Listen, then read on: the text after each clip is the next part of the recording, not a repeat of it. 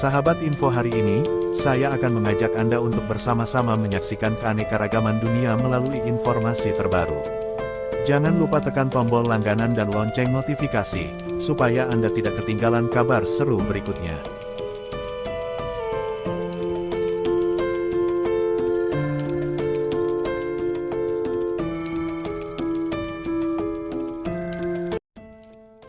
Jepang resesi. Airlangga memprediksi investor Jepang akan lari ke Indonesia.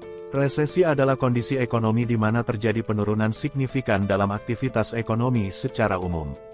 Ini biasanya ditandai dengan penurunan tajam dalam produksi barang dan jasa, penurunan investasi, pengangguran meningkat, dan penurunan harga aset seperti rumah dan saham. Resesi seringkali disebabkan oleh faktor-faktor seperti penurunan permintaan konsumen, kelebihan produksi, krisis keuangan, atau perubahan dalam kebijakan ekonomi.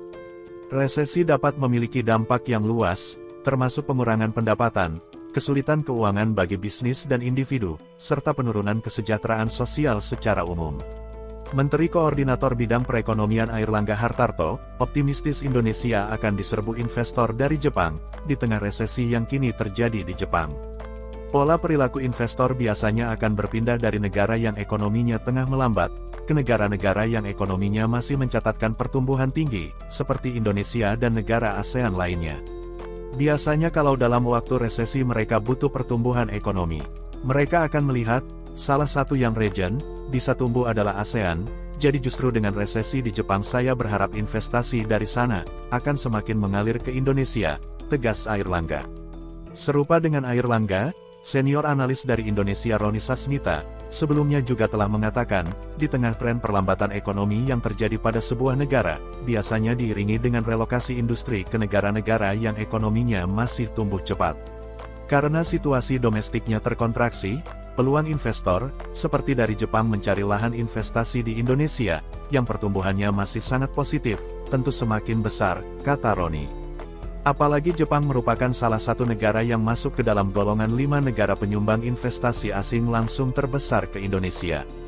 Bila China sebesar 1,9 miliar dolar, foreign direct investment Jepang ke Indonesia, sebesar 1,4 miliar dolar per kuartal 4 2023.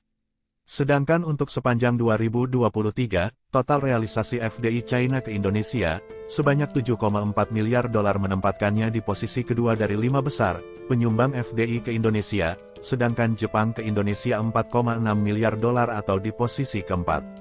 Dari sisi investasi, saya kira ini waktu yang tepat untuk menggaet sebanyak-banyaknya investor Jepang ke Indonesia.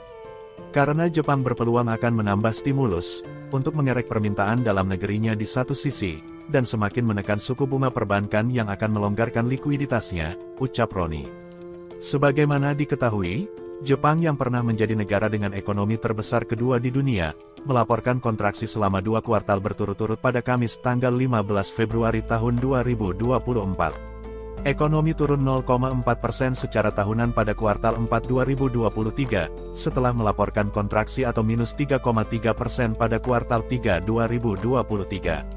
Sementara itu, ekonomi Indonesia kuartal 4 2023, terhadap kuartal sebelumnya tumbuh 0,45%, kuartal 4 2023 terhadap kuartal 4 2022 tumbuh 5,04%, dan secara kumulatif atau sepanjang 2023 tumbuh 5,05%.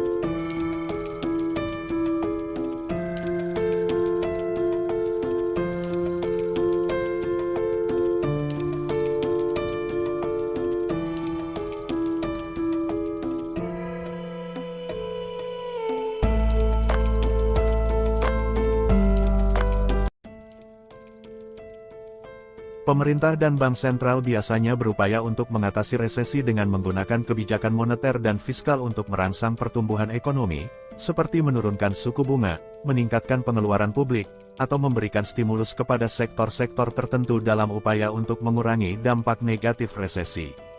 Dalam beberapa kasus, resesi dapat berdampak jangka panjang pada ekonomi. Misalnya, tingkat pengangguran yang tinggi dan penurunan investasi dapat menyebabkan hilangnya kepercayaan konsumen dan pengusaha, yang bisa memperlambat pemulihan ekonomi. Selain itu, resesi juga dapat memicu perubahan struktural dalam ekonomi, seperti pergeseran dalam jenis pekerjaan yang tersedia atau perubahan dalam industri yang dominan. Hal ini dapat mempengaruhi pasar tenaga kerja dan memerlukan penyesuaian bagi pekerja dan bisnis. Adanya resesi juga dapat memperjelas kelemahan dalam sistem ekonomi, seperti kerentanan terhadap gelembung aset atau ketergantungan pada sektor tertentu.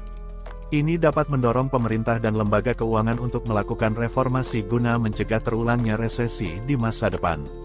Resesi adalah bagian alami dari siklus ekonomi, tetapi langkah-langkah yang diambil oleh pemerintah, lembaga keuangan, dan masyarakat dapat membantu mengurangi dampaknya dan mempercepat pemulihan ekonomi. Resesi memiliki dampak yang luas pada berbagai aspek kehidupan ekonomi dan sosial termasuk. Salah satu dampak paling nyata dari resesi adalah peningkatan tingkat pengangguran. Perusahaan biasanya memotong biaya dengan mengurangi jumlah karyawan atau menghentikan rekrutmen baru. Orang-orang yang kehilangan pekerjaan atau bisnis yang terpengaruh akan mengalami penurunan pendapatan.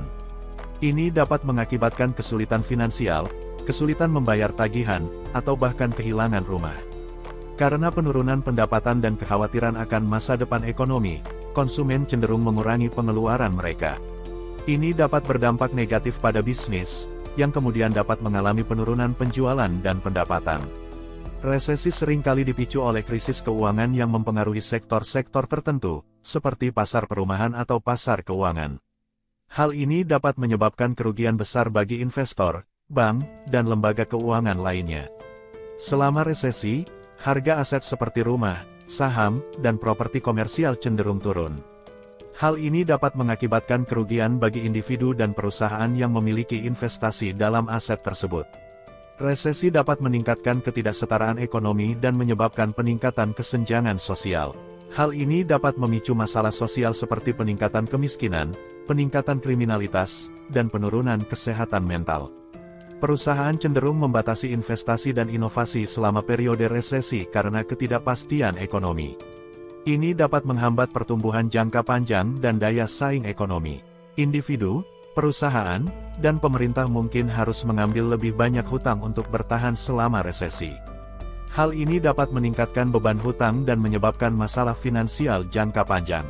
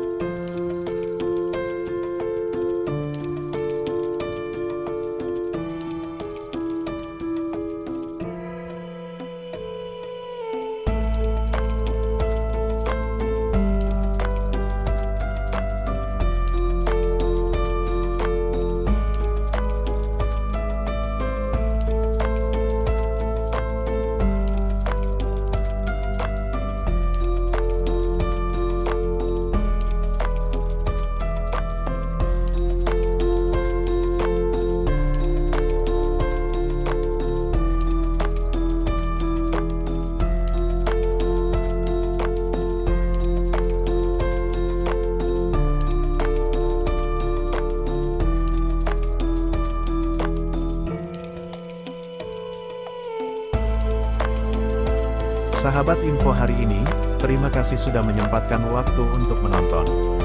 Jangan lupa tinggalkan komentar di bawah, kami ingin mendengar pendapat Anda. Sampai jumpa di video berikutnya.